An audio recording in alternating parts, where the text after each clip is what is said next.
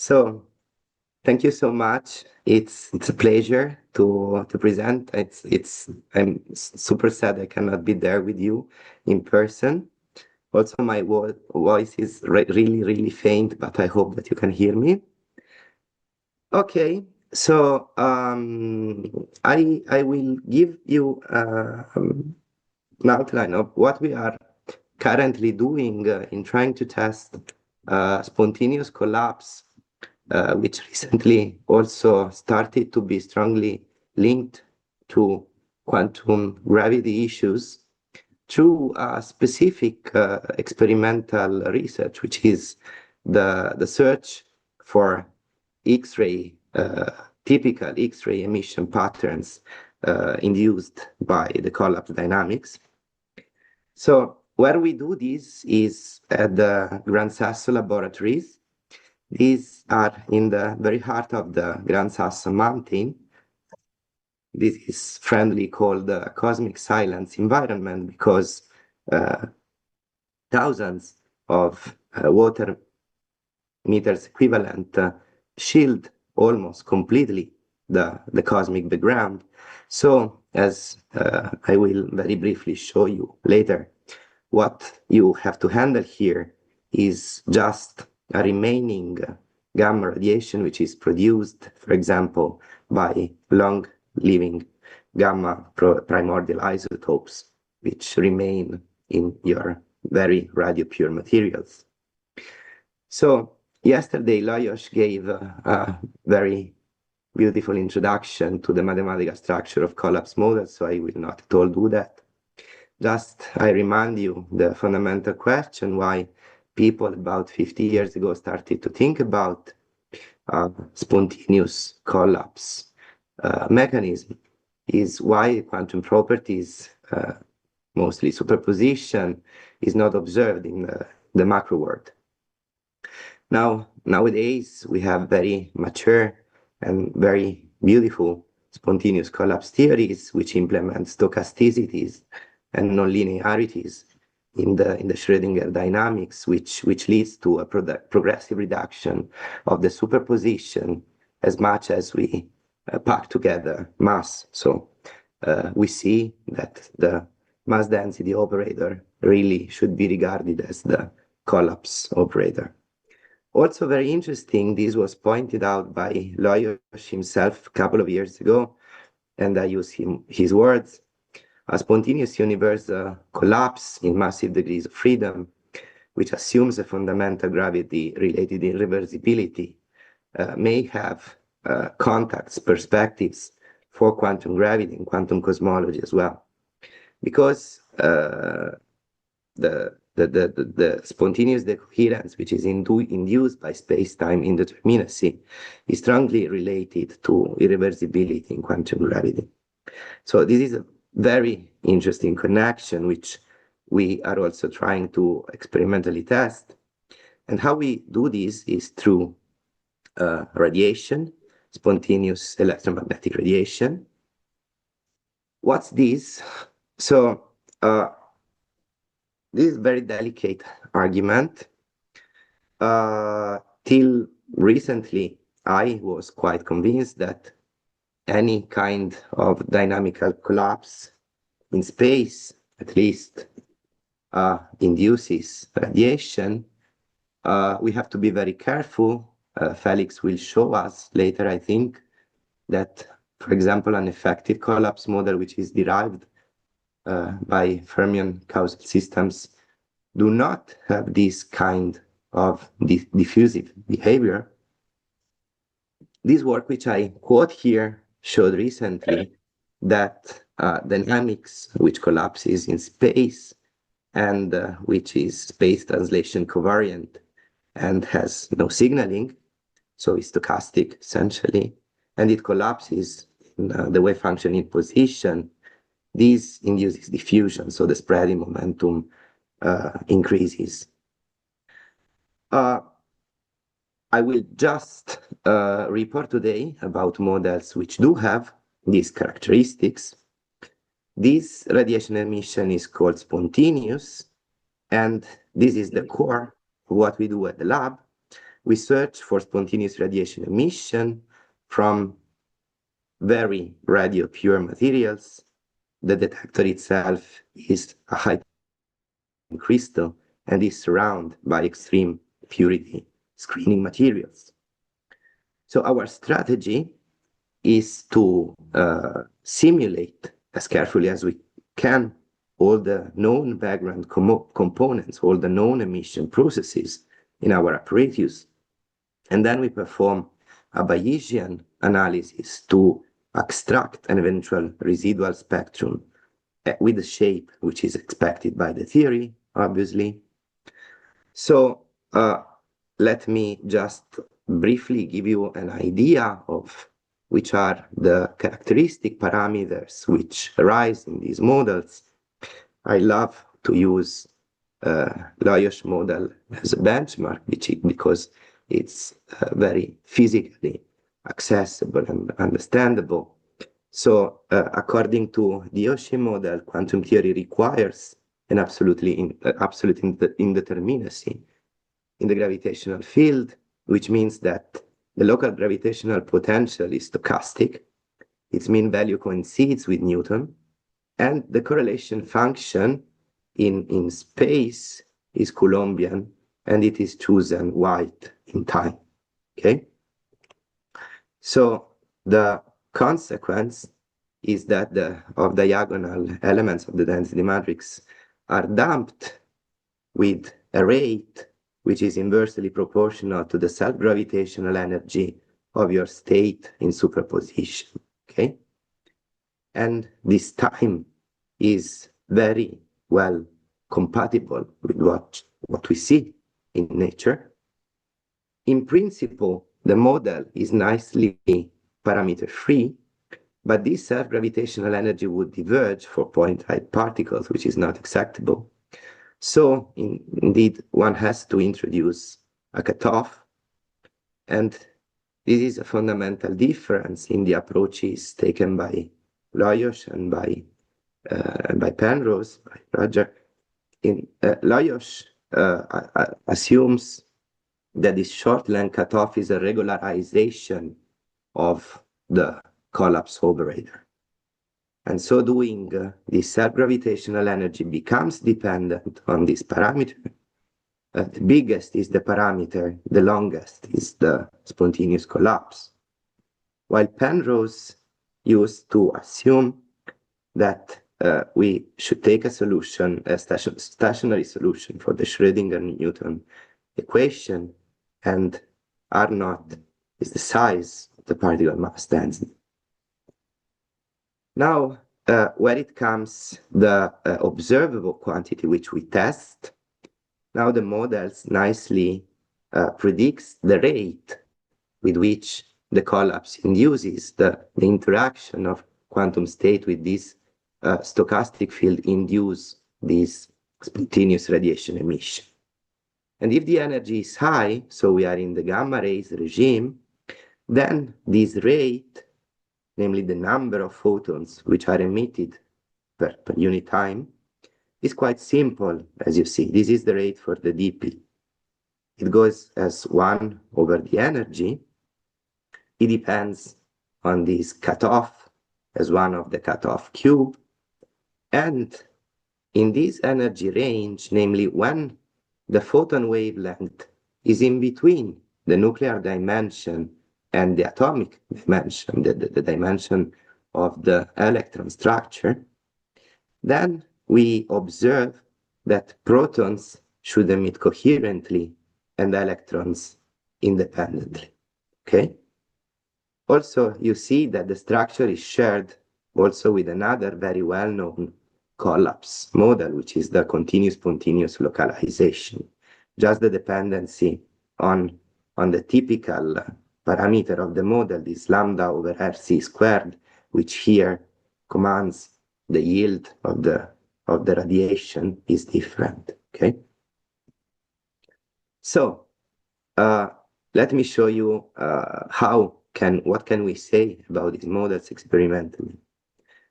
So the setup, as I anticipated, is centered on this high purity crystal here in the middle. even if you are in the core of the mountain, still we use layers and layers of high purity shielding to copy with, for example, radiation from the concrete, which forms the gallery. So, okay, I don't bother you with the details of the setup. So after some months of data taking in this very, very clean environment, the black spectrum here is what you measure as counts in the gamma ray regime for energies above 1 MeV. So now comes our interpretation of the background. So we measure the activities of any tiny piece of our setup, and we perform simulations of the emission probabilities and decay schemes for each radionuclide and each material, accounting for the interactions, the propagations, and everything. And in the end, what we obtain is this green distribution here, which, as you see, accounts for about 90% of the observed spectrum. This for this kind of extreme purity and extreme low rate of counts is good description of your background. Then, final step, you have to take the expectation given by your theory, this rate which I showed you before, and to weight it for the experimental efficiency and acceptance of your detector. Okay? This changes a bit the theoretical curve, which is finally given by this function here in the interesting energy range, which is the expected signal from all the materials of the detector summed up and weighted for the detection efficiency. Okay? So finally, how you try to extract information. Now you can anticipate to me that you don't observe any significant signal yield over the background. So what you try to do is to say something about the models, and what is this is performing a comparison of what you measure, what you simulated, and the theoretical expectation to extract the posterior distribution for the models, for the parameters of the model, okay? These are marginalized over the typical parameters of the background, which you have to describe somehow, and the likelihood is assumed to be Poissonian, and here you clearly see where the data counts enter in, while in the expected number of counts enters the shape of the background, which is the Monte Carlo, and the shape of the signal, which is the theory, okay? So just to give you an example, this is what you extract from your analysis, is the posterior probability density function. This is, for example, for the parameter of Lawyer's model. So proceeding like this, we, for example, succeeded to set an upper bound on the correlation length of the DP, which is as high as about half an Armstrong. Okay?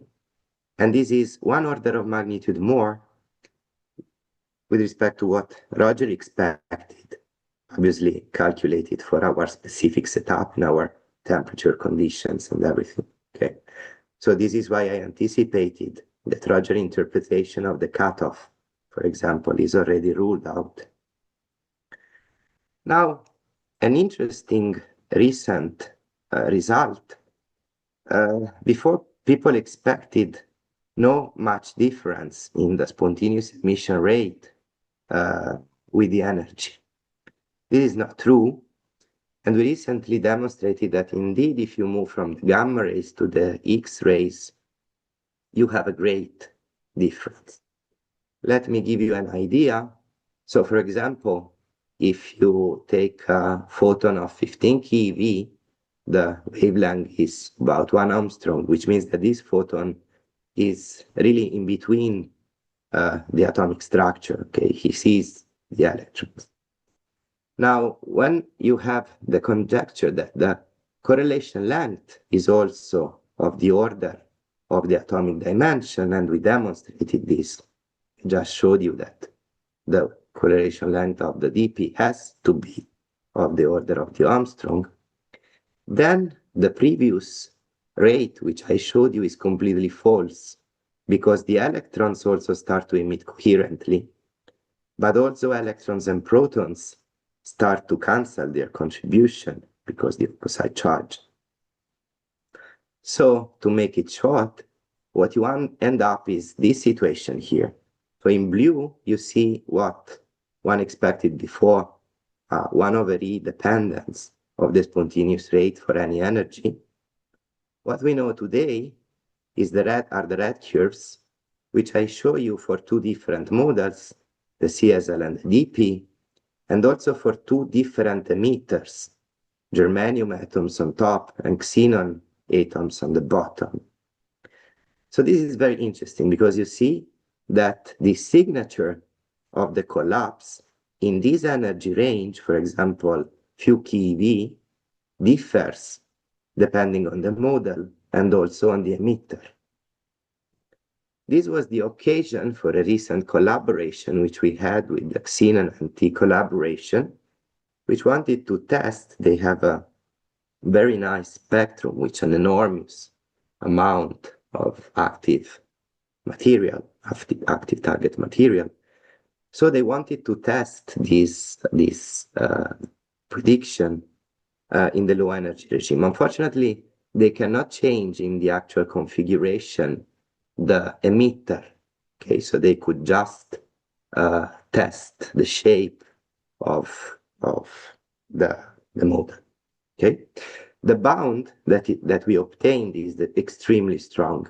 It improves our previous bound of about 2 orders of magnitude for the lambda over r squared of the CSL, and of about 1 order of magnitude the bound of the DP. Okay, now if I still have 10 minutes, I'd like to show you some ongoing analysis which we are performing on a model which is less known. It was developed by Karo Hazy, and some insights that we are starting to develop on the minimal length model, minimal length low energy formulation of quantum gravity.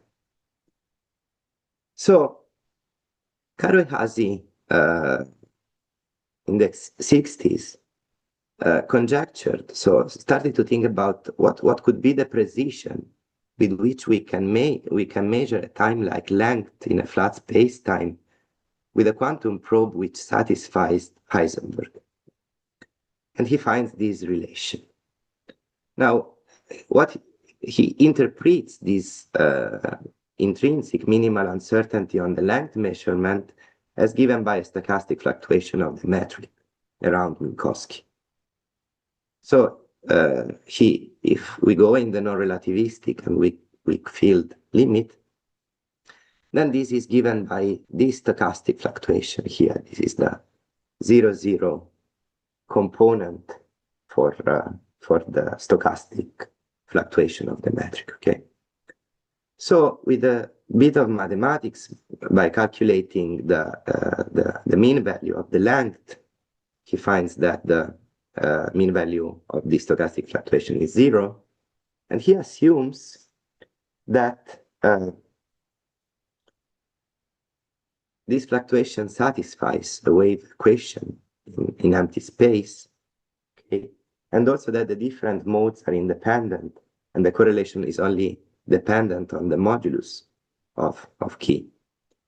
Under this, by imposing his uncertainty relation, he finds the correlation function, essentially.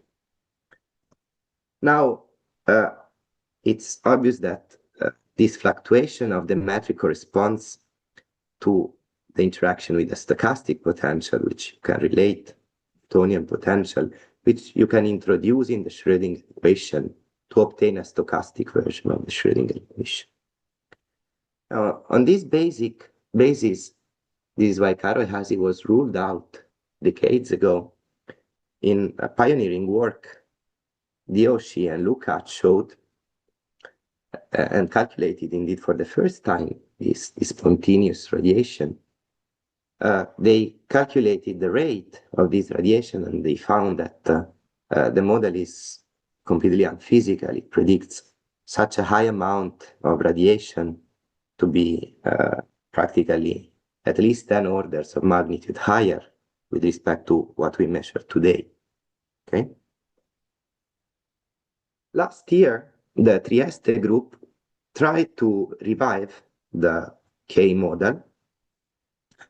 Their argument starts from the consideration that the correlation function of the Karoly-Hazy model is strongly non-Markovian, no?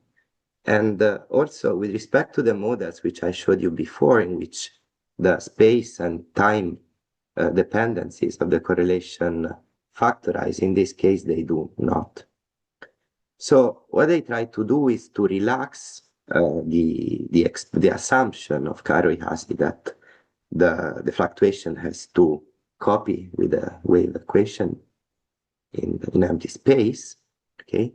And they just assume that the correlation function is space and time covariant and is symmetric under time reversal, and they search for a factorization of this form. So if you try to cope with the previously shown this Karoly-Hazy uncertainty, you immediately can guess what is the time correlation in this relaxed environment, while for the space correlation, they choose a Gaussian, which is, for example, the assumption in the CSL, thus introducing again a free parameter, which is again a correlator. No? Now, as a consequence of the attempt by comparing this relaxed model with the experimental data, they provide a new constraint on this correlation length, which combined with a theoretical argument, which is the usual one, let me state me in detail. So what they assume is that if you require that the collapse strength is enough to collapse a disk of graphene of 10 micron, which is roughly the smallest size that the human eye can realize, and you assume that it's partially localized in a time which is smaller than the time resolution of the human eye, then you also obtain a lower bound on this, an upper bound on this correlation length. So you see that it looks like Karoly-Hazy model in this relaxed version still has but one order of magnitude room of freedom for the correlation mode of the model.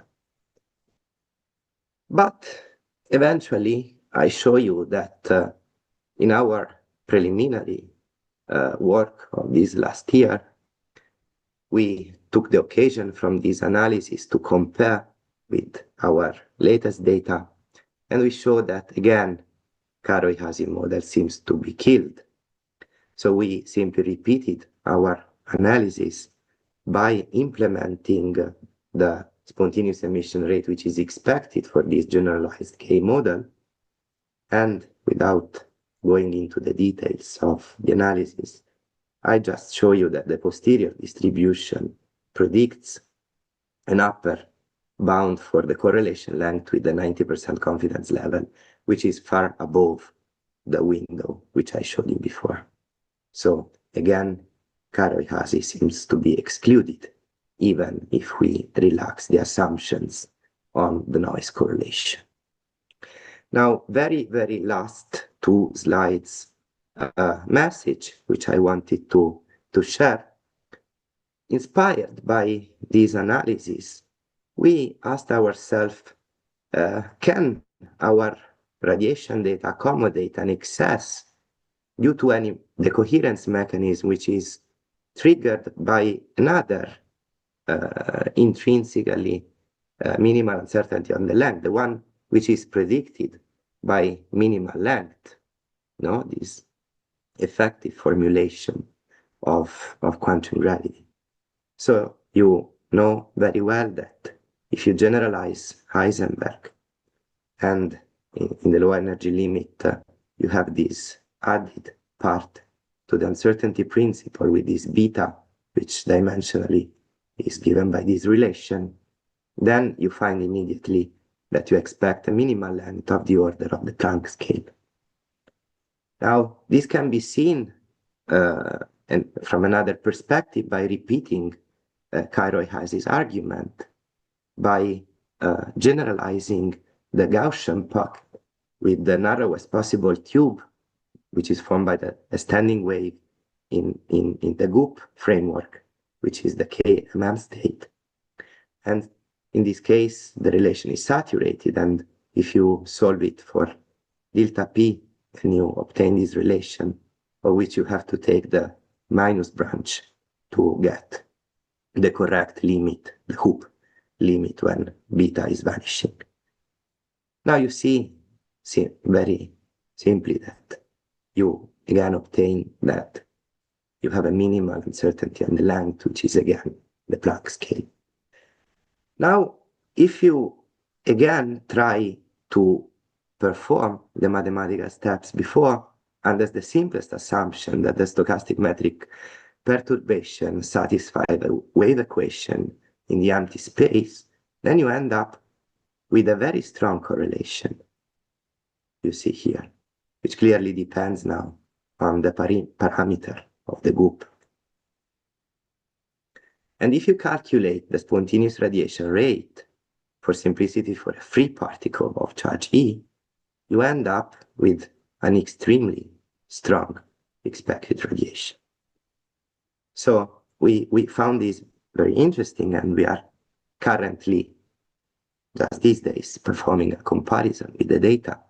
So maybe in the next future, when we meet again, I will tell you what we learned from the data. So thank you very much. I hope I was in time.